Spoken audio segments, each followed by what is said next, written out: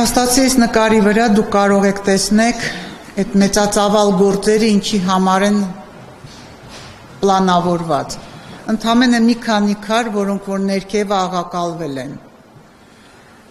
Այդ աղակալման խնդիրները այն են, որ հորիզոնական եւ վերտիկալ պատերը իրար են միանում, այնտեղ կուտակվում են ջրեր, եւ այդ ջրերը, անձրևաջրերը կամ ձյունը ընթացքում ներթափանցում է քարի մեջ եւ խնդիրներ է առաջացնում։ Ժամանակակից շինարարական մեթոդաբանությունը շատ պարզ ձևերով այդ հարցը լուծում է, ընդամենը ինչպես արխեոլոգիայում, հա,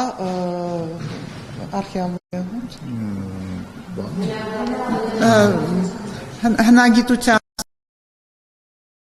ընդամենը մի հատ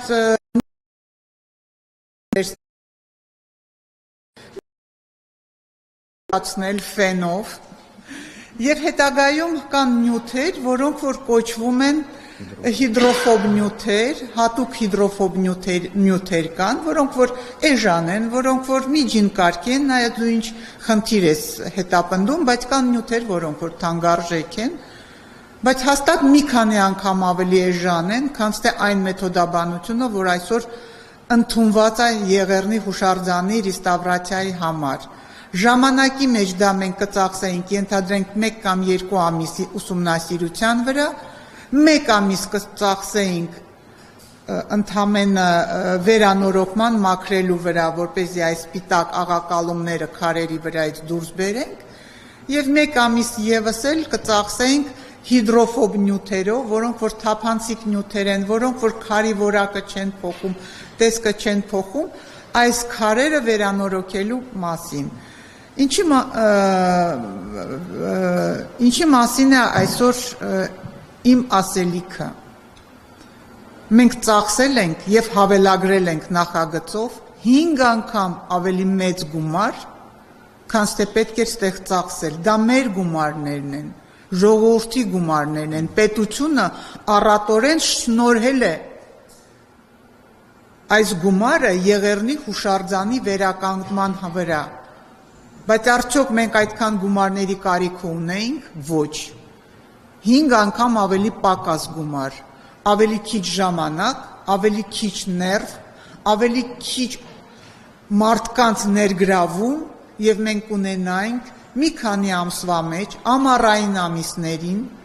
լավ վերականգնված Եղեռնի հուշարձանը։ Հիմա սկսվում են անձրևային սեզոնները, Եղեռնի հուշարձանի վերևը բաց է, ինչպես դուք տեսաք, ջրերը ներթափանցելու են հիմքի մեջ, որտեղ աստիճանները, որոնք որ պոկված են հիմքերից, ամբողջը խոնավանալու է, ոնց են չորացնելու, ձմեռը գործ չի կարելի անել, կամ շտապ պետք է վերևը ձևավորել տանիք ժամանակավոր, որպեսզի մենք ապահովենք այս ապամոնտաժված մույթերի վիճակը եւ չթողնենք, որպեսզի բետոնը, բազալտը չէ, որ դա հենց այնպես բետոն չի։ Սա բռի կոպիտ ձևով քարը պոկած բետոն է եւ թեք բետոնից, երկաթ բետոնից մենք հիմա բաց ենք թողնում անձրևների տակ։ Ես ուզում եմ գնամ ամենավերջը, գիտեք, մանրամասն կարելի է խոսալ, թե ինչպես պետք է նախագծել, սա մասնագիտական, իհարկե մասնագիտական մենք փորձում ենք ներկայացնել, բայց այնուամենայնիվ սա մասնագետների մեջ բանակցություն չի գնում, թե մի քիչ այս նյութից ավել, այն նյութից ավել, կա պարզապես մոդելում, ինչպես վերաբերում ենք հուշարձանին, ինձ համար ցավալի է, շատ ցավալի է եւ զարմանալի, եթե դու պատրաստ չես, եթե դու ունակ չես, ինչի ես քո վրա վերցնում այն բեռը, որը այսօր ես խոսում եմ ճարտարապետի մասին, որը դու չես կարող իրականացնել, իսկ եթե չես կարող իրականացնել, գնա հենա Google արհեստական բանականություն, Gemini-ա կոչվում, առաջի հարցով, դուք պատկերացնում եք առաջի հարցով, ինչա պետք անել,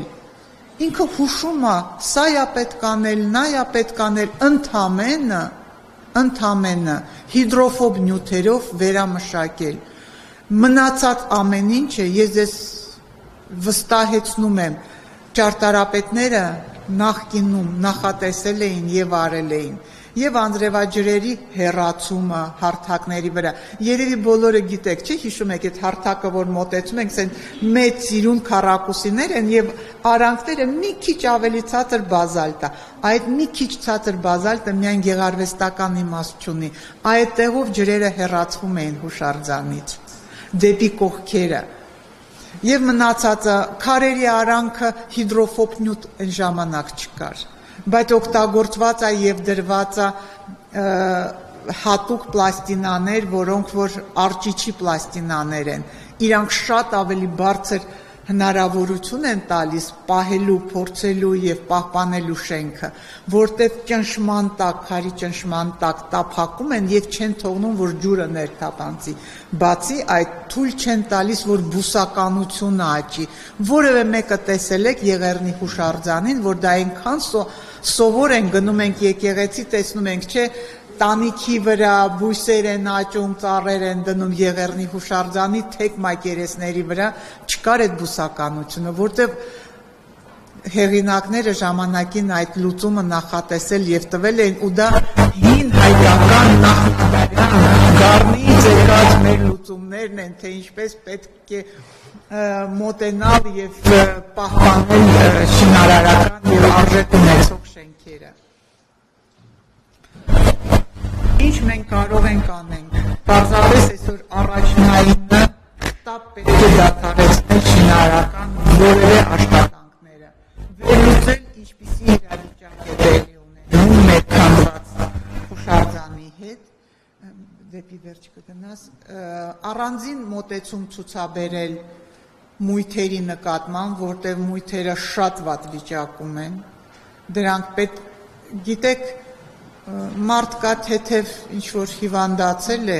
դրա փոխարեն ձեռն են կտրում, ոտն են կտրում, հիմա պետք է մոտեցում ցուցաբերենք, հասկանանք ոնց մենք այդ վնասված մույթերը կարող ենք վերականգնենք։ Իսկ այն 9 մույթերը, որոնք որ մնացել են եւ 8 աստիճանները, պարզապես ժամանակակից մեթոդաբանությամբ այն ինչ որ ասել էր Լուսինեն եւ Արտավազդը պետք է վերամշակվեն եւ ժամանակակից Իստեր Աստծո ժամանակակից այն ինչ որ մենք ասում ենք, ինչ որ նախկինում անում էին մեր պապերը, նորից եւ նորից այսօր գիտությունը անդրադառնում է նրան, որ հարգալից, ուշադիր եւ նրբորեն իրականացված ճարտարապետական աշխատանքները ավելի լավ են պահում մեր հուշարձանները, քան թե ռադիկալ կոպիտ ջնջենք, սարքենք զրոյից։ Այն մարդ ուզում եք նորից նոր հուշարձան կառուցեք, ընդեղ լիքը Հայաստանը բլուրներ ունի, գնացեք ձեզ համար ձեր հուշարձանները ոնց ուզում եք կառուցեք, բայց Եղեռնը թողեք հանգիստ։ Դա մեր սրբությունն է։ Շնորհակալություն, այո։ Ձեր կարծիքով նման կերպով տանել շինարարական աշխատանքները որն է նպատակը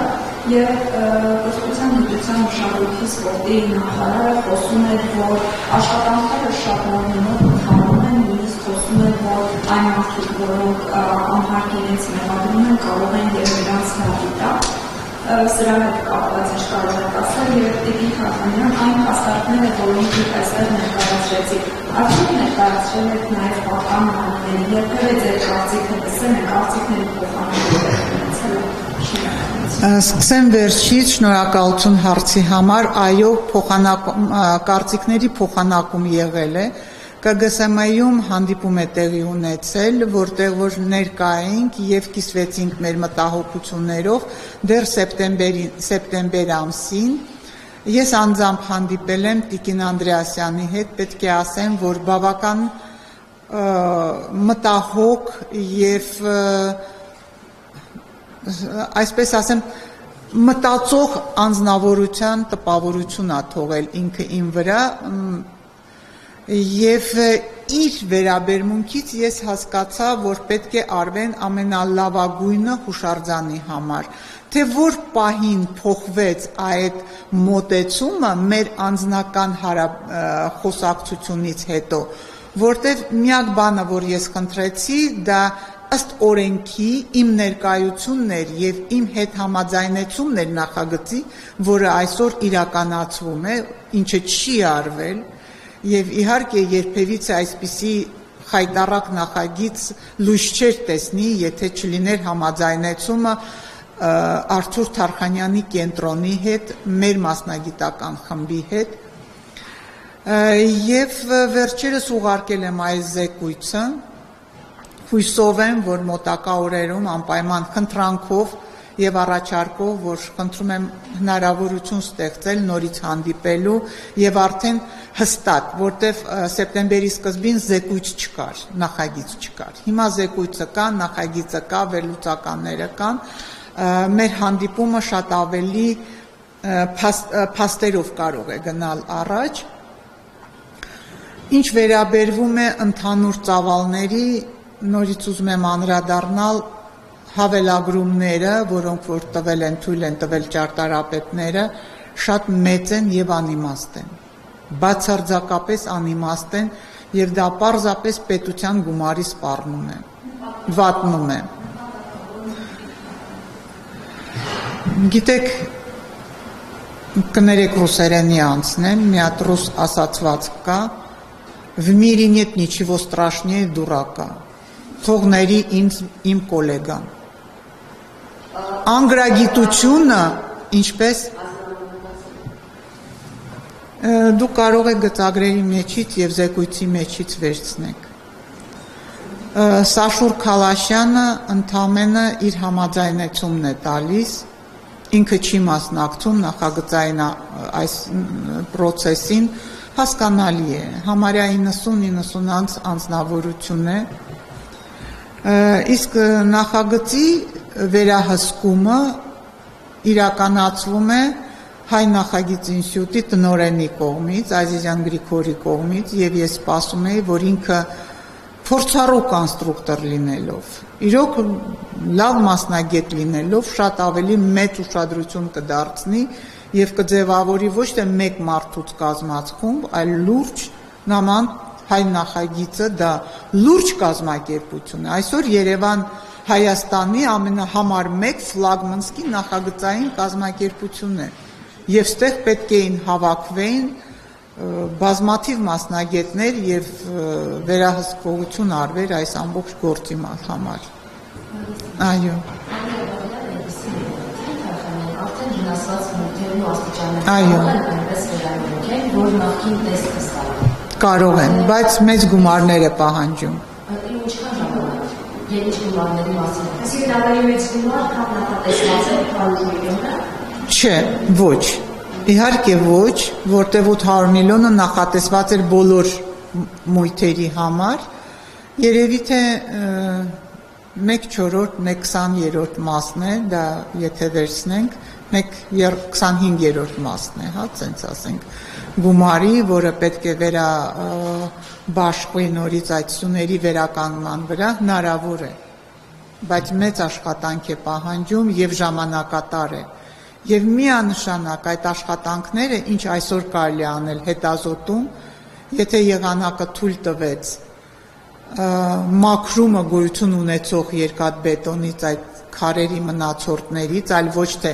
ֆոտոների մեջ դուք կտեսնեք այդ քարերը սենց հարթեցնում են եւ քարերի վրա ուզում են սալիկ կպցնել, դա կներեք էլի, ես չգիտեմ դա ինչ է կոչվում։ Այո։ Շատ է։ Խոսեցիք եւ արվեստական տեսքի մասին, դուք առանձնապես ստացել եք ակնկալում վերջնական պատկերը, թե ինչ է ստանալու վերանորոգումից հետո, եւ Տիկին Թարխանյան ըստ զեկույցի ստացվում է, որ հաղթել են հեղինակային նշանները, ինչ կարելի է ձեռնարկել այս։ Շատ լավ, ես փորձեմ պատասխանեմ, գուցե հենց առաջին հարցի շրջանակում եմ նաև երկրորդ հարցի պատասխանը հնչի։ Տեսեք, նախագծով արդեն իսկ իր որով որ իրականացվում է շինարարությունը, դրանով արդեն իսկ հստակ է ինչ տեսք է ստացվելու։ Հիմա մենք արտաքին տեսքի մասին չենք խոսում։ Մենք խոսում ենք նրա մասին, որ նույնիսկ զեկույցը, եթե մի հատ բանով գնաք, իր տրամաբանությունը հուշարձանի այդ միդիս շարվածքով եւ միդիս շարվածքի կերպարով, բայց երկաթբետոնե միջուկով եւ այդ ծավալային քարերի լուծմամբ այդ դա էր ստեղծագործությունը իր ընդհանուր համալիրի, բայց երբ որ այդ նույն այդ քարերը, որոնք որ մասնակցում էին շինության, թե արտաքին տեսքի մեջ, թե իր կոնստրուկտիվ լուծումների այդ գերճիկերը որոշ առումներով վերցնելով իր վրա, դա ընդհանուր շինարարական, ճարտարապետական եւ գեղարվեստական մտքեր են, որոնք որ ֆորմալիզմը, դա ինչ որ գաղափարներ են, որոնք հուշարձանի ստեղծագործության հիմքում են դրված։ Հիմա եթե մենք դա քակտում ենք եւ ասում ենք, գիտեք ինչ կա, եկեք անենք այս երկաթբետոնեսություն, իրա վրայից էլ ինչ որ երեսապատում կախենք, դա հեղինակի հիմնական եւ սկզբնական գաղափարները փոփոխում է։ Հիմա եթե մենք նայում ենք նախագիծը եւ ասում ենք, գիտեք ինչ կա, ոնց որ կար նույն ձևա լինելու, ոչ հարկելիս, այնքան էլ դա այդպես չի։ Այն քարը, որը որ իրականացվել էր եւ այն քարը, որը որ դու անում ես,